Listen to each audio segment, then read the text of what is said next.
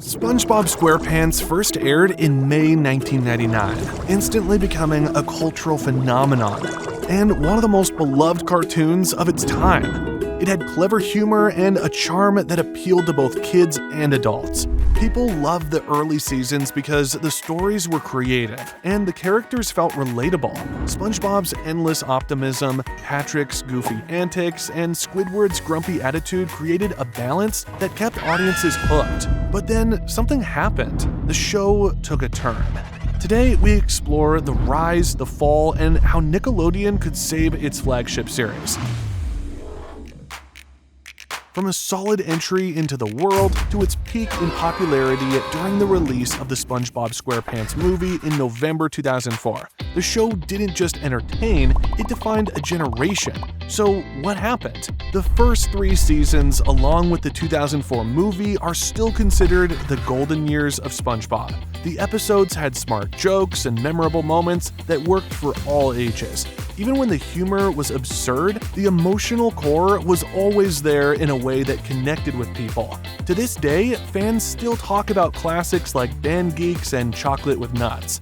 Yes, sir! With or without nuts. Behind the scenes, creator Steven Hillenburg intended for the movie to be the series finale. His vision for the show had come full circle, but Nickelodeon had other plans. When the movie brought in a whopping $141 million off a $30 million budget, Nickelodeon saw SpongeBob as a goldmine, and the corporate mindset took over. Shortly after the movie, Hillenburg stepped away from day-to-day production, and the show went in a different direction. The humor became louder and episodes relied more on slapstick jokes and gross-out gags rather than the clever writing fans loved. Many of the original writers and animators who shared Hillenburg's vision had left after he stepped away. Because of this, the new team had to meet Nickelodeon's demands for more episodes, which often came at the cost of quality. The careful planning and creativity that defined the early seasons was gone.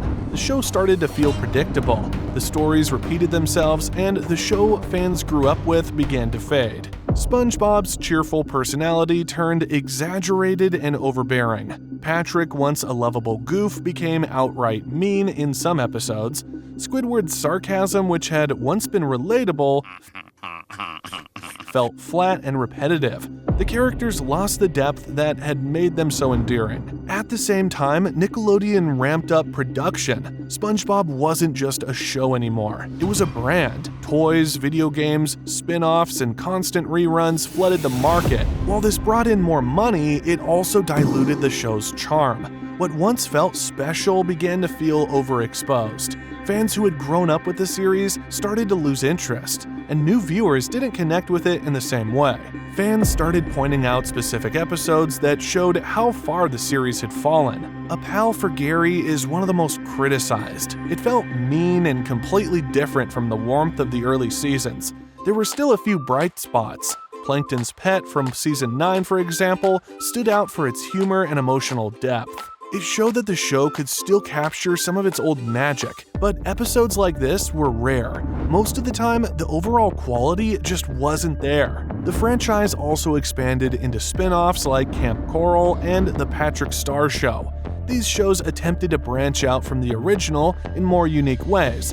Both shows scored a dismal 3.6 out of 10 on IMDb, and many felt they lacked the charm of the original series. Instead of adding something meaningful, they seemed like unnecessary distractions that were even more about keeping the brand alive than telling good stories. While all this was happening, kids' entertainment was also evolving. Streaming platforms like Netflix and Disney Plus gave audiences endless choices, with shows that had fresh ideas and unique storytelling. SpongeBob, once groundbreaking, became outdated. The episodic format and exaggerated humor didn't appeal the way it used to. SpongeBob SquarePants isn't the only animated series to face the challenges of longevity. Shows like The Simpsons and Family Guy have been on the air for decades, and while they've also had their ups and downs, their journeys highlight some key lessons that SpongeBob could have learned. These shows, for better or worse, adapted to the evolving tastes of their audiences while finding ways to stay relevant, or at least maintain a loyal fanbase. The The Simpsons, for example, has faced similar criticism about its decline in quality over time. Fans often point to its golden years in the 1990s, where its humor, storytelling, and emotional depth were at their peak.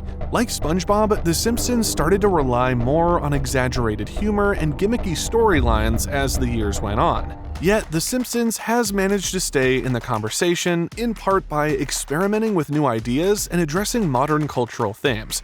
While it may not recapture its early magic, the show has found ways to remain somewhat relevant by leaning into cultural commentary and current events. SpongeBob, by comparison, seems to have struggled to find a consistent identity in its later years. Instead of evolving with its audience or leaning into its strengths, the show drifted into humor that alienated longtime fans while failing to attract new ones. The difference is stark. Where shows like The Simpsons tried to engage with cultural shifts, SpongeBob became stagnant, clinging to exaggerated versions of its characters instead of adapting them to grow with their audience.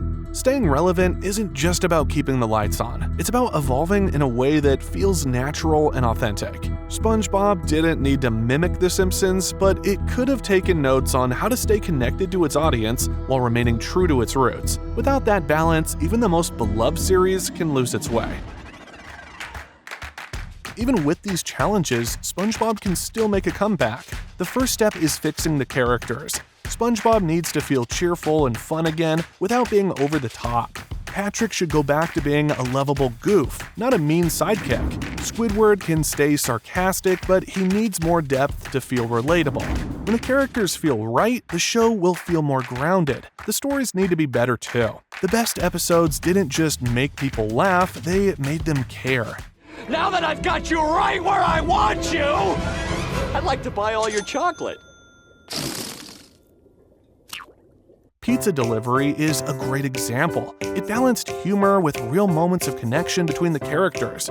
New episodes could do the same by focusing on creative and meaningful plots. This would help bring back old fans while giving new viewers something special to enjoy. It would also help to slow down production.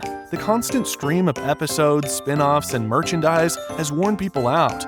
Fewer, high-quality episodes could bring back excitement for the show. Fans don't want more SpongeBob, they want better SpongeBob. Taking the time to create thoughtful, well-written stories could make all the difference. Finally, and probably most importantly, Nickelodeon needs to bring back people who truly understand what made the show great. Writers and creators from the early seasons, or those who share Steven Hillenburg's vision, could bring fresh energy to the series. It balanced humor with real moments of connection between SpongeBob and Squidward. Future episodes could dive deeper into Bikini Bottom or focus on side characters who haven't had much attention.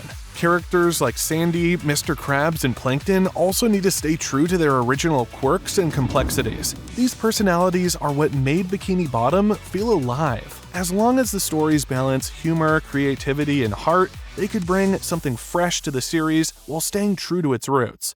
SpongeBob has always been more than just a cartoon. It's a big part of pop culture and holds a special place in many people's hearts. With the right changes, it can remind us why we love that little yellow sponge in the first place. The magic of Bikini Bottom is still there, it just needs the right team to bring it back to the surface. That's why I created this channel, to combat corporate greed infecting the movie industry by rewriting flops into masterpieces, hoping that one day these greedy movie producers will realize the beautiful potential of the stories they ruin. Go watch one of those now, or check out another decline analysis video.